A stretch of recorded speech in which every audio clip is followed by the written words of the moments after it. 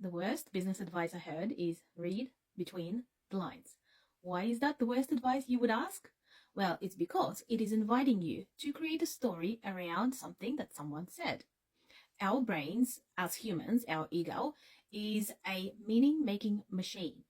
Basically, it creates a story out of everything. And the story it creates is based on your past experiences, your beliefs, the things you've learned, the things that have been instilled in you from previous situations, from your upbringing, from your culture, basically your life up to this point.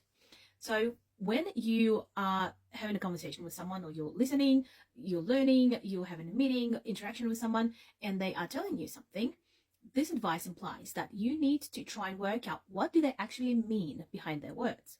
But you don't really know what they mean. And how can you? Because you are not in their head. They might say one thing and you might misinterpret it because of your beliefs or your past experiences in a similar situation, when this person might have meant something completely different.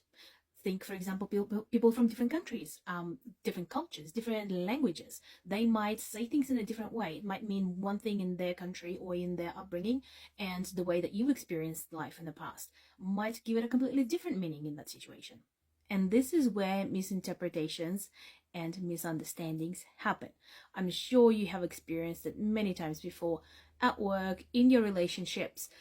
Like your partner said something, you were already in a bad mood because something happened that day, and your brain just created a different story around it. And then you had a fight, and then you actually had a conversation about it, and you realized that it had absolutely nothing to do with what you were thinking.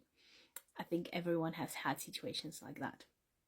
So instead, what I say is, don't try and read between the lines and create a story as to what the person might have meant by it. Instead, read their energy. Our bodies pick up on the energy. Your brain will not be able to interpret it. It won't say, this person is sending this type of energy or this type of frequency because they have a poor intention, they want to scam you for money or whatever it is. Your brain won't know that. Your brain will just say there's something off about this person, there's something wrong with this situation. So instead, when you read the energy, you tune into the vibration of it. How does it make you feel? With a bit of practice, it will start making more sense. If you pick up bad vibes, basically, the person may have poor intentions. And that's all you need to know. You don't need to know the reason behind it. If something feels off, if your body's telling you it feels off, tune into it. Listen to your intuition, and then do where your intuition is guiding you.